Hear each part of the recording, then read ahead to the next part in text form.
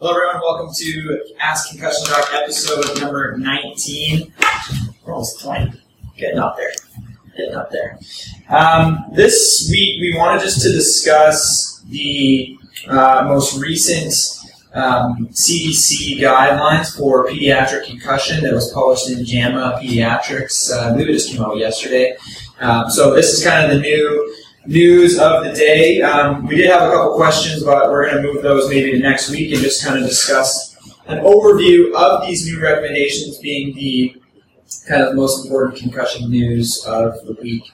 So the guideline is called Centers for Disease Control and Prevention Guideline on the Diagnosis and Management of Mild Traumatic Brain Injury Among Children.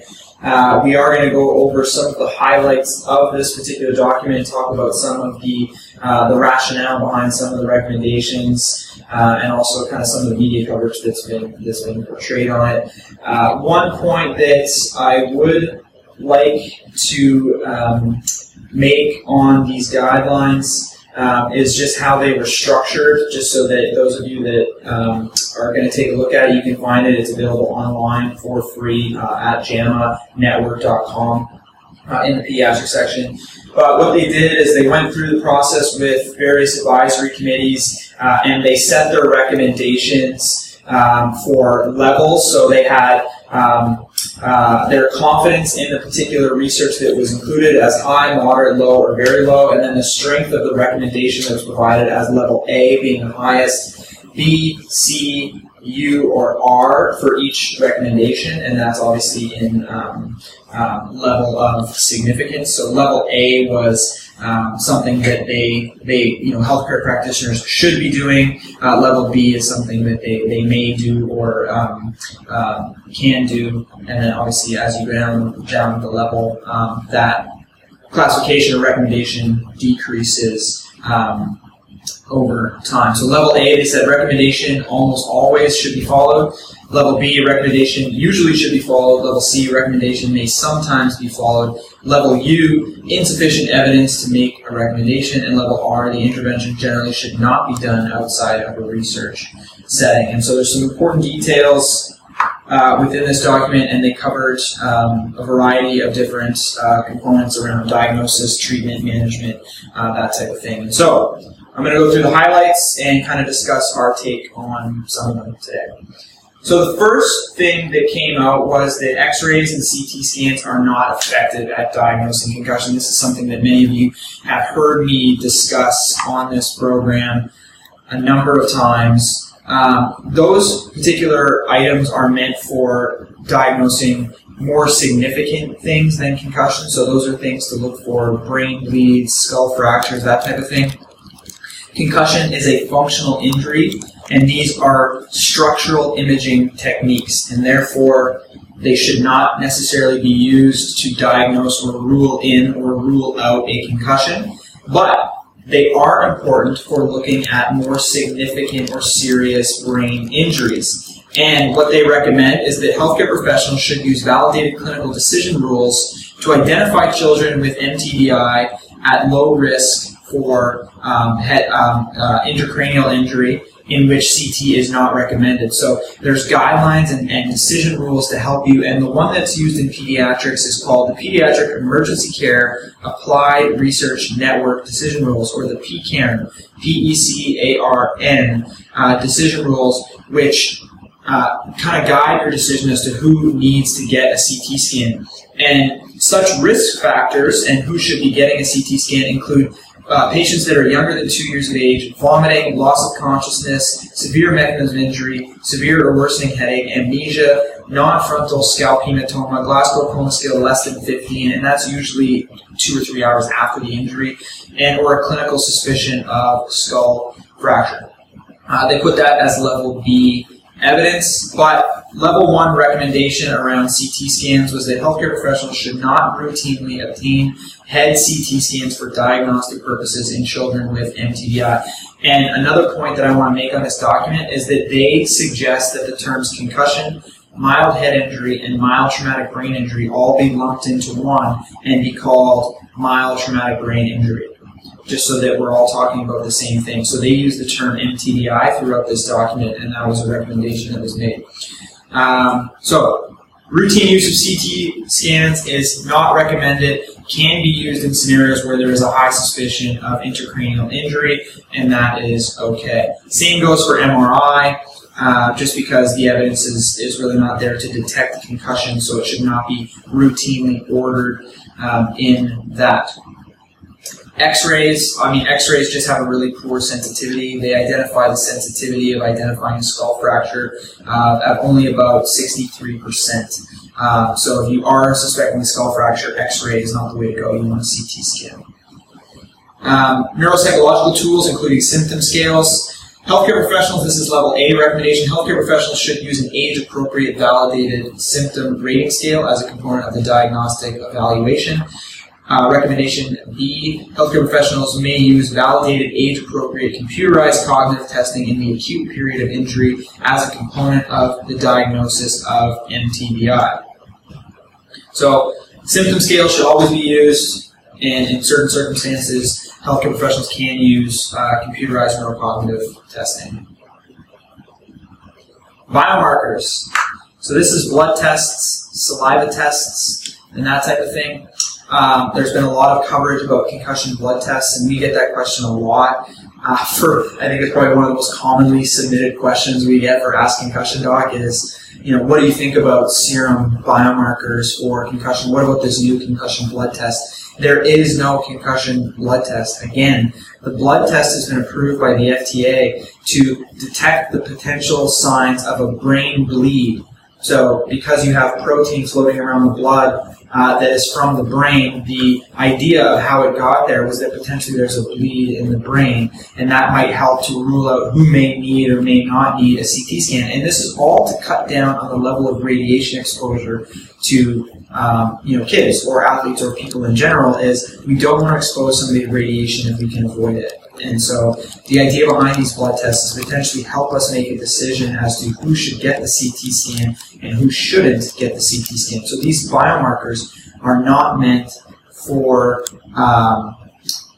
diagnosing concussion. And so the level of recommendation here is R, which is that it's not recommended. Healthcare professionals should not use biomarkers outside of a research setting for the diagnosis of children with MTBI or concussion.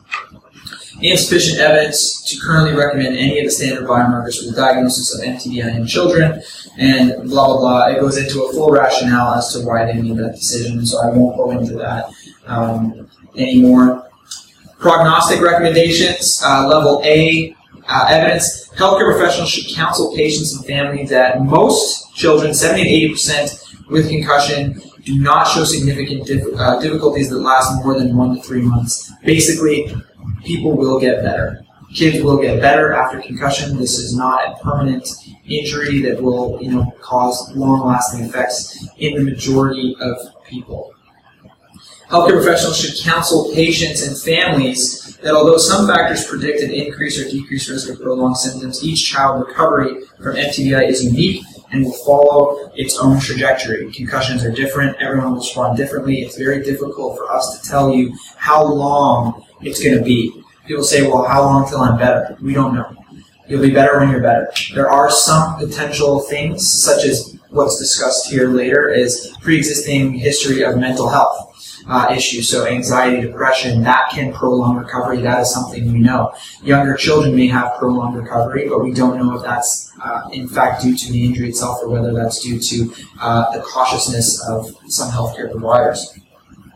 So there are some things that can prolong recovery, but for the most part, everyone will get better. Prognosis related to premorbid conditions. Healthcare professionals should assess the premorbid history of children either before injury or as part of pre-participation athletic examinations. So as part of the baseline testing, should examine premorbid history of various conditions. For kids, that is level B evidence. Again, level B evidence. Healthcare professionals should counsel children and families completing pre-participation athletic examinations and children with MTBI, as well as their families, that recovery from MTBI may be delayed in those with the following. Premorbid history of concussion, so having concussions previously. lower cognitive ability for children with an intracranial lesion, neurological or psychiatric disorders, learning disabilities, increased pre-injury symptoms. So if they have a high symptom burden before the injury, they may have a high symptom burden after the injury, and also family and social stressors. They found things such as low socioeconomic status can lead to prolonged recovery as well. Cumulative risk factors, level B evidence, healthcare professionals should screen for known risk factors for persistent symptoms in children with MTBI. There was a big study from Canada by Roger Zemek's group that highlighted some of those variables that may be included in some of those risk factors. I think more research is needed to understand those risk factors completely. Assessment tools and prognosis, level B recommendation. Healthcare professionals should use a combination of tools to assess recovery. So a lot of times, and we speak to a lot of healthcare professionals who may just use one element, like the computerized neurocognitive testing. But those type of tests fall short because you need a battery of tests. And so this is kind of highlighting that and saying you should use a combination of tools. There's no one test. Like, you can't just do a balance test and say, well, this person has recovered. So what we do here, we have a nine test battery, including then on top of that neurocognitive component for those that are 13 years or older, just because that's where the tests have been validated. And we also use things like physical exertion metrics, putting them on the treadmill, also running through the Chicago Blackhawks test and some other kind of tests like that. So a variety of tools to help assess the recovery level of a child before letting them return to sport is what is recommended. Healthcare professionals should use validated symptom scales to assess recovery in children with MTBI. That's also level B evidence. Level C evidence. Healthcare professionals may use validated cognitive testing, including measures of reaction time, to assess recovery in children with MTBI. Rationale: no single assessment tool is strongly predictive of outcome in children with MTBI. However, multiple tools have shown utility in the assessment of individual patients and their recovery from MTBI. Symptom scales and cognitive testing, including measures of reaction time, have the strongest evidence in terms of contribution to predicting outcomes and assessing recovery. Less evidence supports balance testing as a predictor for prognosis in children, but it has shown utility in older adolescent athletes. Interventions for people with poor prognosis. Healthcare professionals should closely monitor children with concussion who are determined to get high risk for persistent symptoms based on their premorbid history, demographics, and or injury characteristics. Level B evidence.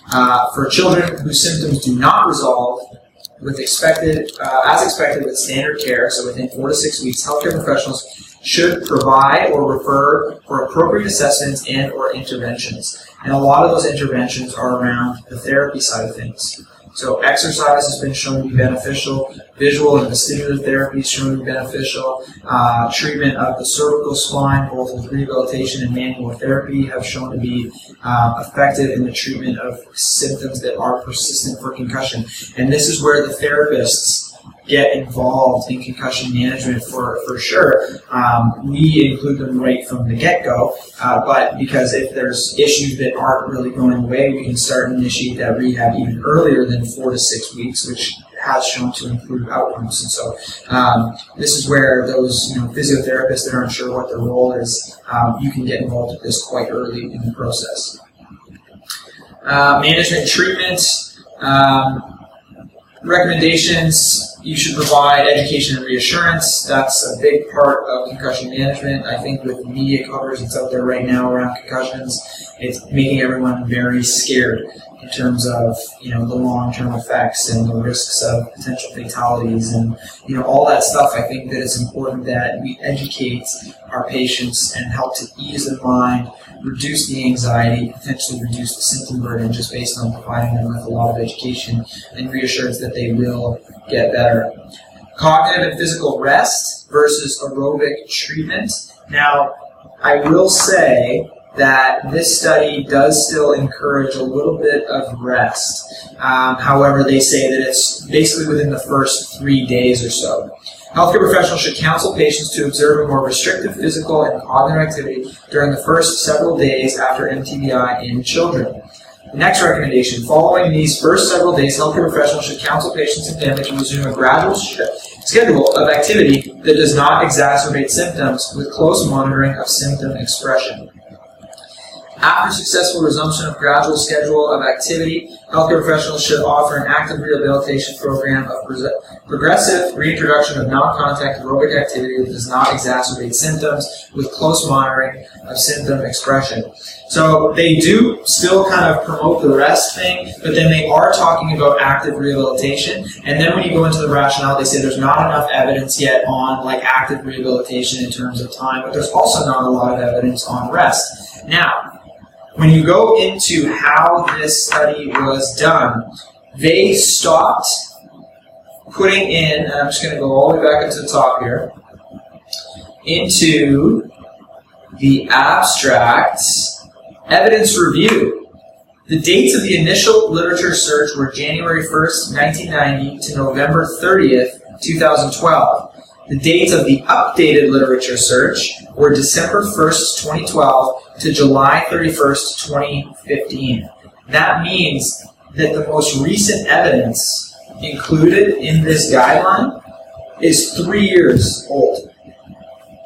So they harp on a little bit of rest and not so much they have their reserves about physical activity and physical exertion. However, a lot of the newer research published in the last 3 years is promoting earlier activation of physical activity. So I would take these guidelines with a bit of a grain of salt and assume that at best they are 3 years out of date.